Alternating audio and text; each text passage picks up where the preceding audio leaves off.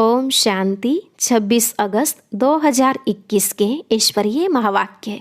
पहले एक नज़र मुरली के मुख्य पॉइंट्स पर। बाबा ने कहा, तुम हो रूहानी पांडव गवर्नमेंट। भारत में सुख शांति स्थापन करने के लिए जैसे उस गवर्नमेंट के लोग आपस में मिलकर राय करते हैं, तुम भी विचार करो कैसे सर्विस को बढ़ाएं। अगर ख्यालात ही नहीं चलेंगे तो सर्विस कैसे करेंगे। बाबा की मुरली सुनेंगे तो उत्साह में आएंगे। एक कान से सुन दूसरे से निकाल नहीं देना। तुम बच्चों को गुलगुल बनाने बाप खुद आए हैं। इस रावणपुरी को विष्णुपुरी बनाने का सारा कार्य ड्रामा प्लान अनुसार थोड़े समय के अंदर ही हो जाना है। तुम्हें किसी बात में संशय नहीं आना चाहिए। अगर दिल में संशय आया तो सर्विस अच्छी तरह नहीं कर सकेंगे।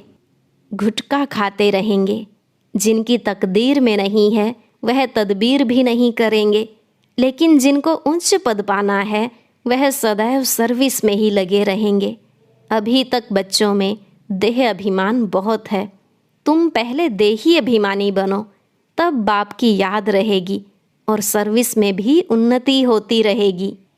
बच्चों की अवस्थाएं ऊपर नीचे होती हैं तो बाबा साक्षी होकर देखते हैं, परंतु कभी कभी जब ग्रहचारी बैठती है तो उसको मिटाने के लिए बाबा प्रयत्न भी कराते हैं।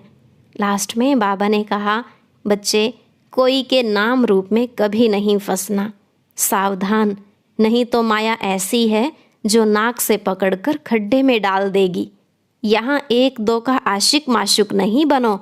माया के धोखे से बचते रहना। अब सुनते हैं महावाक्यों को विस्तार से। मुरली का सार।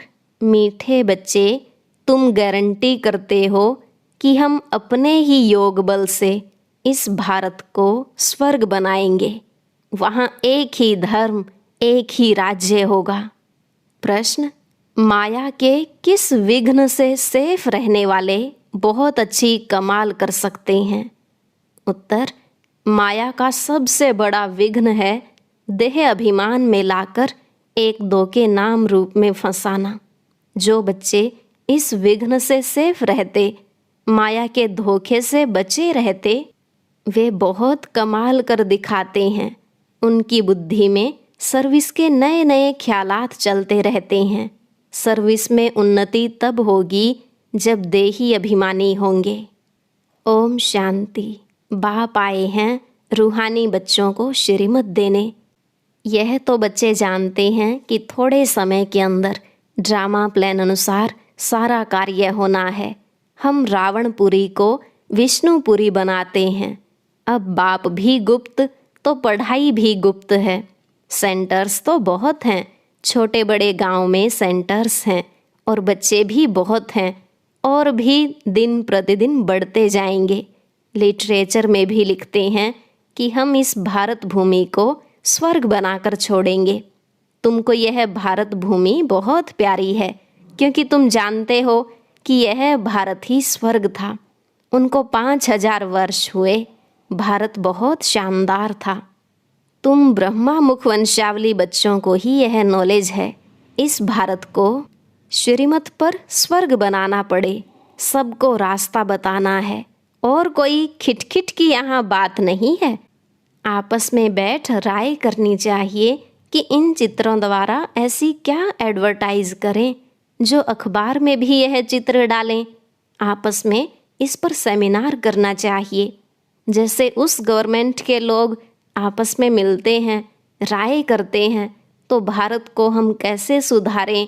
यह जो इतने मतभेद हो गए हैं उनको आपस में मिलकर ठीक करें और भारत में सुख शांति कैसे स्थापन हो। ऐसे तुम भी रूहानी पांडव गवर्नमेंट हो। यह बड़ी ईश्वरीय गवर्नमेंट है। पतित पावन बाप ही पतित बच्चों को पावन बनाकर पावन दुनिया का मालिक बनाते हैं। यह राज तुम बच्चे जानते हो। मुख्य है ही भारत का आदि सनातन देवी देवता धर्म। यह है रुद्र ज्ञान यज्ञ। रुद्र कहा जाता है शिव बाबा को। अब तुमको बाप ने आकर जगाया है, तुमको फिर औरों को जगाना है। ड्रामा प्लान अनुसार तुम जगाते रहते हो। अब तक जिसने जैसा जैसा पुरुषार्थ किया है उतना ही कल्प पहले भी किया था। तुम्हारी रूहानी युद्ध है। कभी माया का जोर हो जाता है, कभी ईश्वर का। कभी कभी तो सर्विस अच्छी तेजी से चलती है, कभी कई बच्चों में माया के विघ्न पड़ जाते हैं। माया एकदम बेहोश कर देती है। लड़ाई का मैदान तो है ना। माया राम की संतान को बेहोश कर देती है। लव कुश की कहानी भी है ना। राम के 2 बच्चे दिखाए हैं, यहाँ तो बाबा के ढेर बच्चे हैं। इस समय सब मनुष्य कुंभकर्ण की नींद में सोए हुए हैं। वे यह भी नहीं जानते कि परमपिता परमात्मा आया है बच्चों को वर्षा देने। बाप भारत में ही आते हैं, यह बात बिल्कुल ही भूल गए हैं। भारतवासी ही स्वर्ग के मालिक थे, इसमें कोई शक नहीं। परमपिता परमात्मा का जन्म भी यहाँ होता है, तब तो शिव जयंती भारत में मनाते हैं। तो जरूर उसने कुछ आकर किया होगा। बुद्धि कहती है कि जरूर बाप ने आकर स्वर्ग की स्थापना की होगी। प्रेरणा से थोड़े ही स्थापना करेंगे। यहाँ तो तुम बच्चों को राजयोग सिखाया जाता है, याद की यात्रा सिखाई जाती है। प्रेरणा में कोई आवाज़ नहीं होता। समझते हैं शंकर प्रेरणा से विनाश करता, परंतु इसमें प्रेरणा की बात नहीं है। तुम समझ गए हो कि ड्रामा में उन्हों का पार्ट ही है मुसल बनाना। वे विनाश अर्थ निमित्त बने हुए हैं। प्रेरणा शास्त्रों का अक्षर है, इसमें प्रेरणा की तो बात ही नहीं है। ड्रामानुसार विनाश तो होना ही है। गाया हुआ है महाभारत लड़ाई में यह मुसल आदि काम में आए थे। जो पास्ट हो गया है वह फिर रिपीट होना है। तुम गारंटी करते हो कि हम योग बल से स्वर्ग की स्थापना करेंगे, वहाँ एक धर्म होगा, तो दूसरे सब धर्म कहाँ होंगे? जरूर विनाश हो जाएंगे। यह समझने की बात है। गाया हुआ है ब्रह्मा द्वारा स्थापना, विष्णु द्वारा पालना तो ठीक है, लेकिन शंकर को तो शिव के साथ मिला दिया है। यह रॉन्ग है। शिव शंकर कह देते हैं, क्योंकि शंकर तो कोई काम नहीं करते, तो शिव से मिला दिया है।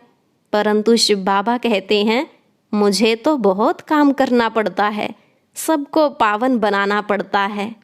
मैं इस ब्रह्मा तन में प्रवेश कर इस साकार द्वारा स्थापना का कार्य कराता हूँ। शंकर का तो कोई पार्ट है नहीं। शिव की पूजा होती है। शिव ही कल्याणकारी झोली भरने वाला है। शिव परमात्माए नमः कहते हैं ना। यह ब्रह्मा भी प्रजापिता ठहरा। ब्रह्मा सो विष्णु, विष्णु सो ब्रह्मा। यह तो बड़ी गुह्य बातें हैं। यह सिर्फ तुम बच्चे ही जानते हो। सेंसिबल बच्चों की बुद्धि में ज्ञान झट समझ में आ जाता है। मनुष्यों को कुछ भी समझ नहीं है कि पतित पावन बाप कब आएंगे। अब तो कलयुग का अंत है। अगर कहते कि कलयुग के अंत में 40,000 वर्ष पड़े हैं, तो अभी कितना और पतित बनेंगे, कितना दुख सहन करेंगे। कलयुग में सुख तो होगा नहीं। कुछ भी न जानने के कारण बेचारे घोर अंधियारे में पड़े हैं। तुम बच्चों को आपस में मिलकर राय करनी चाहिए कि कैसे सर्विस को बढ़ाएं। बाप प्लान तो बताते रहते हैं, फिर बच्चों को आपस में मिलना है, चित्रों पर अच्छी रीति समझाना है। यह भी ड्रामानुसार चित्र बनते जा रहे हैं। बच्चे जानते हैं कि जो जो समय पास होता जाता है हूबहू ड्रामा चलता रहता है। बच्चों की अवस्थाएं तो कब ऊपर कब नीचे यह चलता रहेगा। बाबा भी साक्षी होकर देखता है। कभी कभी बच्चों पर ग्रहचारी बैठती है तो उनको मिटाने के लिए प्रयत्न कराते हैं। बाबा घड़ी घड़ी कहते हैं कि बाप को याद करो, लेकिन देह अभिमान में आ जाते हैं, इसलिए ठोकरें खाते हैं। इसमें देही अभिमानी बनना पड़े, परंतु बच्चों में देह अभिमान बहुत है। तुम देही अभिमानी बनो तो बाप की याद रहे, फिर सर्विस की उन्नति भी होती रहेगी। जिनको उच्च पद पाना है वह सदैव सर्विस में लगे रहेंगे। तकदीर में अगर नहीं है तो तदबीर भी नहीं करेंगे। खुद कहते हैं कि बाबा हमको धारणा नहीं होती है, बुद्धि में नहीं बैठता। धारणा अगर नहीं होती तो खुशी भी नहीं रहती है। जिनको धारणा होती है तो खुशी भी रहती है। समझते हैं कि शिव बाबा आया हुआ है। बाप कहते हैं, बच्चे तुम अच्छी रीति समझकर फिर औरों को भी समझाओ। कोई तो सर्विस में लग जाते हैं, पुरुषार्थ करते रहते हैं। तुम बच्चे जानते हो कि जो जो सेकंड बीतता है वह ड्रामा में नोंद है, फिर ऐसे ही रिपीट होता है।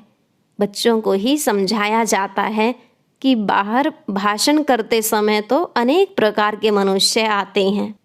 तुम बच्चे जानते हो कि सभी वेद शास्त्र गीता आदि पर ही भाषण करते हैं। उनको यह पता थोड़ी ही है कि यहाँ ईश्वर अपना और इस रचना के आदि मध्य अंत का रहस्य समझाते हैं। चित्रों में कितना अच्छी तरह दिखाया है कि परमात्मा कौन है। यह बातें प्रोजेक्टर पर तो समझा नहीं सकते। प्रदर्शनी में चित्र भी सामने खड़े हैं और फिर तुम समझाकर पूछ भी सकते हो कि अब बताओ कि गीता का भगवान कौन है, ज्ञान का सागर कौन है, पवित्रता सुख शांति का सागर लिबरेटर गाइड कौन है। कृष्ण के लिए तो कह नहीं सकेंगे, परमात्मा की महिमा अलग है। पहले लिखाना भी चाहिए, प्रोब लेना चाहिए, सबसे सही भी लेनी है। जब बाबा मुरली सुना रहे थे तो हॉल में चिड़िया लड़ रही थी। बाबा ने कहा, इस समय सारी दुनिया में लड़ाई झगड़ा ही है, सब आपस में लड़ते रहते हैं। 5 विकार भी मनुष्य में गाए जाते हैं। जानवरों की तो बात नहीं है, विशेष वर्ल्ड और वाइसलेस वर्ल्ड मनुष्यों के लिए गाया हुआ है। कलयुग में है आसुरी संप्रदाय, सतयुग में है दैवी संप्रदाय। मनुष्य इतने तमोप्रधान बुद्धि हैं जो बिल्कुल समझते नहीं कि हम ही आसुरी संप्रदाय हैं। देवताओं के आगे जाकर गाते भी हैं, हम ही नीच पापी हैं, हम निर्गुण हारे में कोई गुण नाही। तुम तो उन्हों को सिद्ध कर बता सकते हो। सीढ़ी के चित्र में बड़ा क्लियर है, दिखाया हुआ है कि कैसे चढ़ती कला है फिर उतरती कला है। भारतवासियों के लिए मुख्य है सीढ़ी का चित्र। यह है सबसे अच्छी चीज़। इस चित्र पर बहुत अच्छा समझा सकते हो। 84 जन्म पूरे कर फिर पहला नंबर जन्म लेना है, फिर उतरती कला से चढ़ती कला में जाना पड़े।